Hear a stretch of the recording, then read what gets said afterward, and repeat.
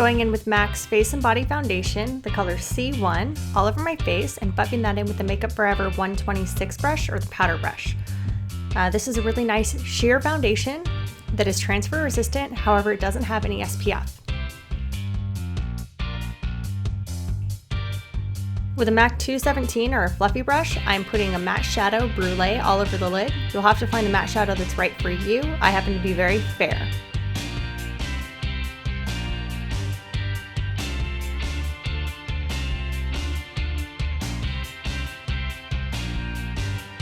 Some of my more savvy viewers are going to notice the fact that I'm not always using the exact brush. That's because this is a crown brush that I got at a makeup show that doesn't have any label on it, so there's no way for me to tell you which one it is and tell you how to get it. It's very similar to a MAC 217, and I'm just putting Wedge in my socket and under my lash line.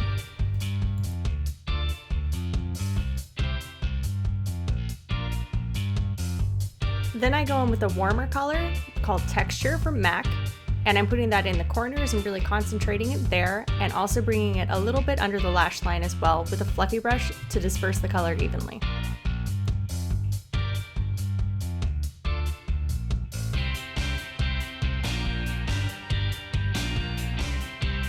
Now you can grab a clean fluffy brush and just wipe away any of the excess, or you can even add a little bit of Blanc Type to it and use that to wipe away some of the excess and blend the colors together.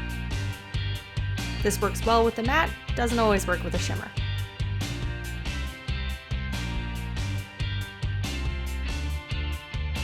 Using Kryolan's black gel liner, I'm not sure the exact name, but it's basically their version of fluid line. I'm putting that all across my lid with an angle brush or a 266.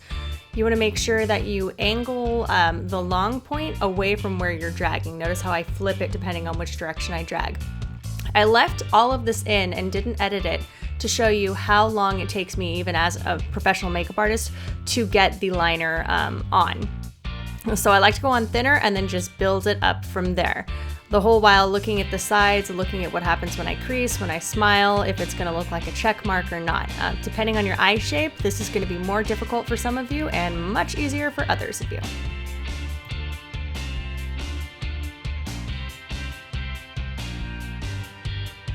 I did time lapse it to be polite to you, but I have it at about 2.5 times the speed. So you can imagine this took me about 5 to 7 minutes to complete my eyeliner.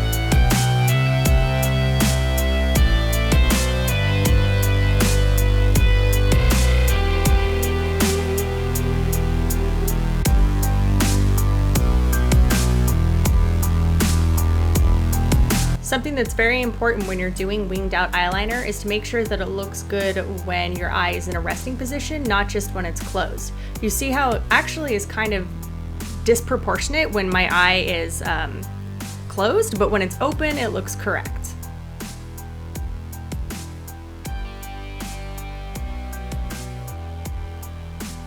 So I've been a big fan of cream blushes lately. I'm not even gonna try to pronounce this one, but you have to find the shade that's right for you.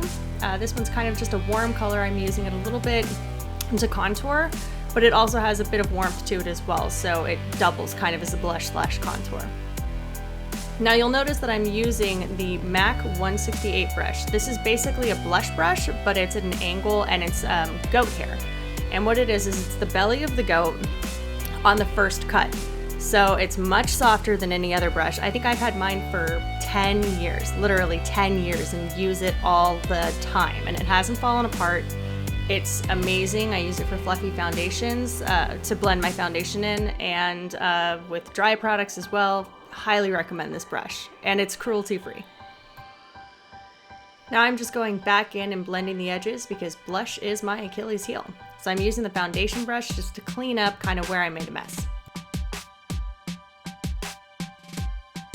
Now I'm just using a clean angled brush to go in and add a little bit of a bump to the lash line, using a warmer color to make my blue eyes stand out called Swish Chocolate from MAC.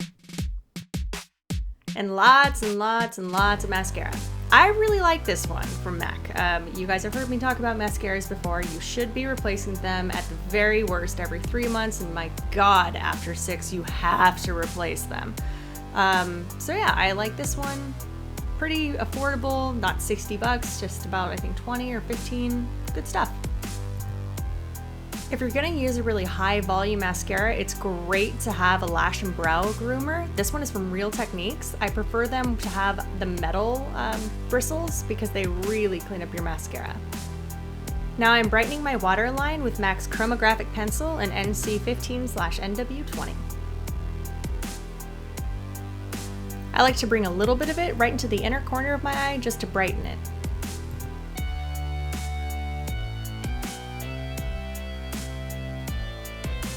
Now I'm setting that with a little bit of MAC's Blanc Type.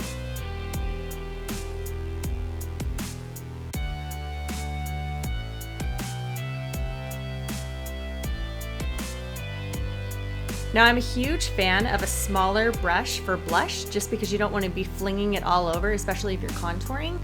This one is from Makeup Forever, it's the 142. A more affordable version of this brush that's a little bit more tightly packed is the Real Techniques setting brush. I'm a huge fan of it, and I use it for my highlights as well as for placing blush. One of my favorite splurge products is the Kevyn Sensual Skin Enhancer. This is one of the creamiest, if not the most creamy concealer foundation I've ever used ever. That's why I'm putting it on with a fluffy brush to spread it out more evenly. You also want to be careful how much you put on because it will cause your other makeup to move around. But used correctly, this is one of the most gorgeous skin things you can use.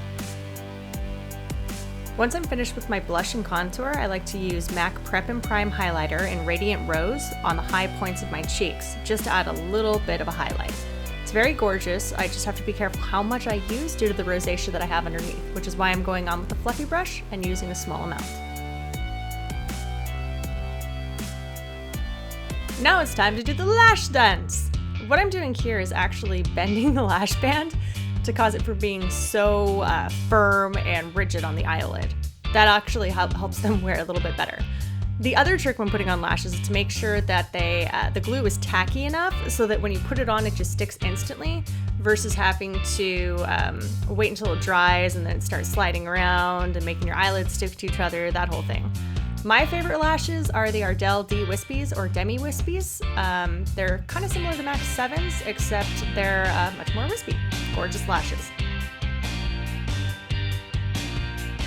Now I like to blend 2 colors to get the perfect kind of nude pink lipstick because if I just use Creme de Nude on its own, I have flashbacks of working in Santa Barbara when everyone had bleach blonde hair, it was ridiculously tan, and you had to pry basically white eyeliner out of their hands before they put it on as lipstick. So I'm adding a little bit of angel lipstick on top too, just to brighten it up, and yeah, don't even need a liner. Notice my hair is flat, so I'm going to fix that. I'm going in with a teasing comb and just bringing up the crown section of my hair, the back crown, I don't know the official term, the back part, that part. And I'm just teasing it down. I usually like to spray it a little bit, but frankly I was afraid I was gonna get it on my camera lens. So the trick is to lift up that strand, spray it, back comb it a little bit, and just do a couple of sections. Bigger sections are better, smaller sections looks like a Tim Burton character. So you just kind of want to make sure bigger sections and you're looking at the overall shape of the head, gives a lot of lift, and make sure that you have nice hair on top of it so you don't see the rat's nest underneath. There shouldn't be too much of a rat's nest, just a little bit of back combing for height. And you see what a difference that makes. So that's it, guys. That's my video on how to do a big winged out liner and just kind of nice hair, kind of basic but bumped up.